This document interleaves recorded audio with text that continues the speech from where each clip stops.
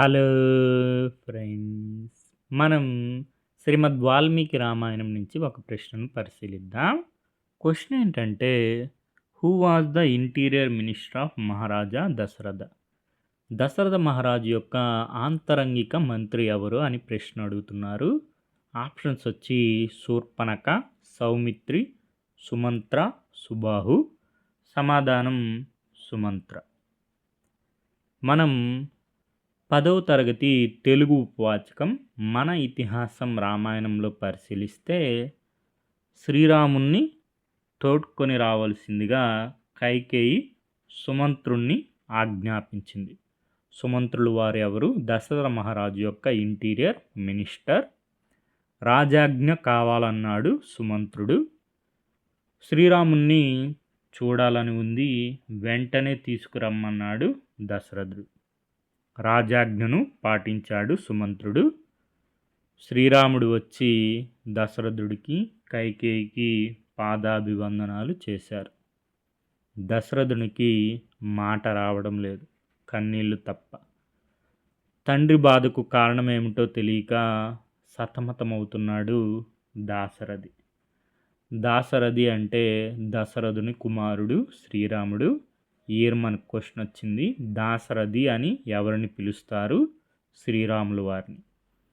కైకేయిని అడిగాడు, గతంలో నాకు ఇచ్చిన 2 వరాలను అడిగాను, నిన్ను దృష్టిలో ఉంచుకొని వాటిని ఉల్లంఘించేందుకు చూస్తున్నారు, వాటిని నువ్వు పాటిస్తానని ప్రమాణం చేస్తే చెప్తాను అన్నది కైకేయి.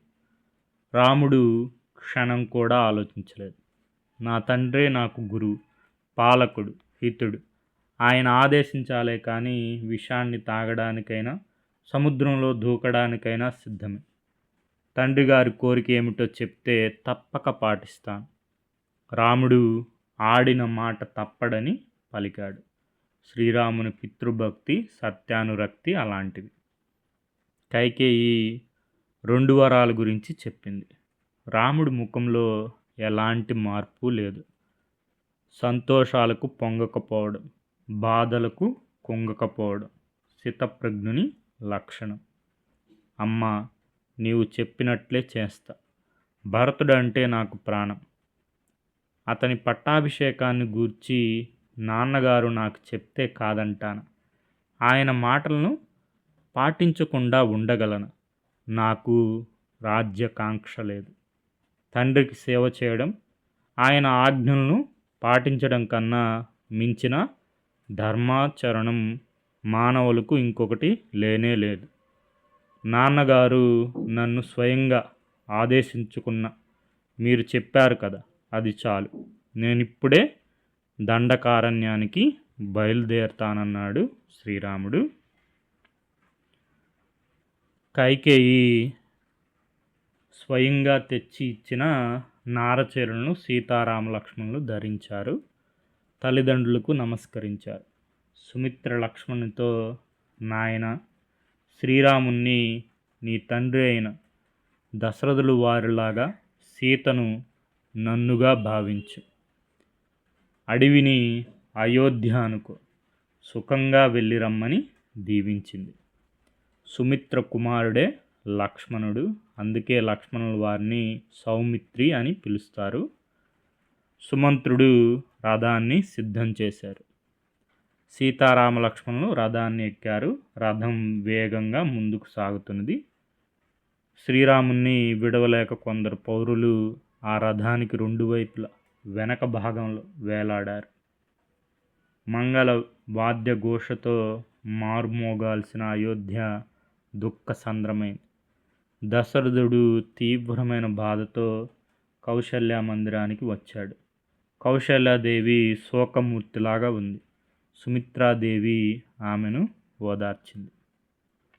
శ్రీరాముని రథాన్ని నీడలా అనుసరిస్తున్నారు ప్రజలు.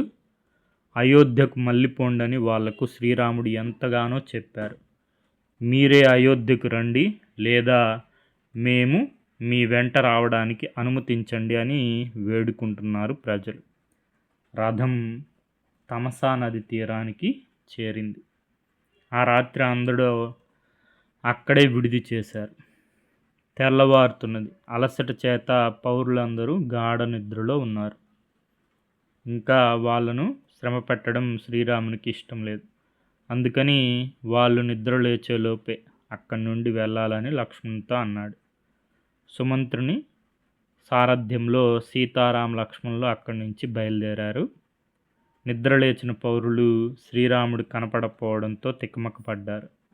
తమ ముద్దు నిద్రను తామే నిందించుకున్నారు. చేసేది లేక అయోధ్యకు తిరుగుముఖం పట్టారు. సీతారామ లక్ష్మణులను వనవాసానికి తీసుకువెళ్ళింది ఎవరు? రథంలో సుమంత్రులు వారు. అదేవిధంగా సుమంత్రులు వారు మనకి చాలా సందర్భాల్లో దశరథ మహారాజుకు సహాయం చేస్తూ ఉంటారు. మనకి శ్రీమద్ రామాయణం బాలకాండ 7వ సర్గలో దశరథ మహారాజు యొక్క మంత్రుల గురించి ప్రస్తావన ఉంటుంది. దశరథ మహారాజుకు అష్టప్రధానులు ఉంటారు, 8 మంది. వారి పేర్లు వచ్చి దృష్టి, జయంతుడు, విజయుడు, సిద్ధార్థుడు, అర్ధసాధకుడు, అశోకుడు, మంత్రపాలుడు, సుమంత్రుడు. అదేవిధంగా శ్రీమద్ రామాయణం బాలకాండ 9వ సర్గలో దశరథ మహారాజుకు సుమంత్రులు వారు ఋష్యశృంగ మహర్షి యొక్క వృత్తాంతాన్ని చెప్తారు. మనకి దశరథ మహారాజు యొక్క అశ్వమేధ యాగాన్ని, అదేవిధంగా పుత్రకామేష్ట యాగాన్ని నిర్వహించింది ఎవరంటే ఋష్యశృంగ మహర్షి. ప్రీవియస్గా మనకు ఒక క్వశ్చన్ వచ్చింది, పుత్రకామేష్టి యాగాన్ని నిర్వహించింది ఎవరు అని. ఋష్యశృంగ మహర్షి.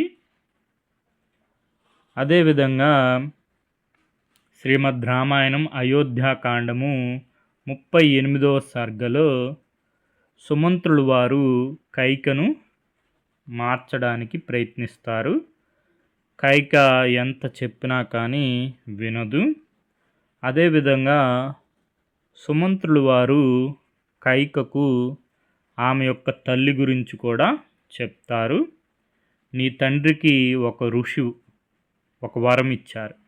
దాని ప్రభావం వలన ఆయనకు అన్ని జంతువుల భాషలు అర్థమయ్యేవి. ఒకరోజు నీ తండ్రి పడుకొని ఉండగా నేల మీద పాకుచున్న చీమ మాటలు విని పక్కున నవ్వాడు. ఆ విషయం తెలియని నీ తల్లి తనను చూచి ఎగతాళిగా నవ్వుతున్నాడు అని అనుకుంది. నన్ను చూచి ఎందుకు నవ్వుతున్నావు, కారణమేమి అని నీ తండ్రిని నిలదీసింది. దేవి, నా నవ్వుకు కారణం చెప్తే నాకు మరణం సంభవిస్తుంది, అందుకని దాని గురించి నన్ను అడగవద్దు అని అన్నాడు. అప్పుడు నీ తల్లి ఏమన్నదో తెలుసా? నువ్వు బతికితే బతుకు, లేకపోతే చావు, కానీ నన్ను పరిహసించి నవ్విన దానికి కారణం చెప్పి తీరాలి అని పట్టుబట్టింది. అప్పుడు నీ తండ్రి ఏమన్నాడో తెలుసా? నీ పట్టుదల కోసం నా ప్రాణాలు పోగొట్టుకోలేను. నువ్వు ఉంటే ఉండు, పోతే పో, నేను మాత్రం చెప్పను అని అన్నాడు. ఓ కైక, నీకు నీ తల్లి బుద్ధులు వచ్చినట్టున్నాయి, అందుకే ఇలా ప్రవర్తిస్తున్నా. మా మహారాజు నీ తండ్రి వలె ప్రవర్తించకపోవడం వల్లనే రాముడు అరణ్యాలకు వెళ్తున్నాడు అని చెప్పి సుమంత్రులు వారు కైక యొక్క తల్లి గురించి చెప్పడం జరుగుతుంది. చాలా ప్రయత్నిస్తారు సుమంత్రులు వారు కైకను మార్చడానికి, కానీ కైకకు సుమంత్రుడి మాటలు రుచించలేదు, తన పట్టు వీడలేదు. రాముడు అరణ్యములకు వెళ్ళవలసిందే అని మొండిగా వాదించింది. ఈ వృత్తాంతం మనకి శ్రీమద్ రామాయణం అయోధ్యాకాండము 35వ సర్గలో ఉంటుంది. మూలం శ్రీమద్ రామాయణం సరళమైన తెలుగులో మొదలు వెంకట సుబ్రహ్మణ్యం గారు. Okay friends, thank you for watching.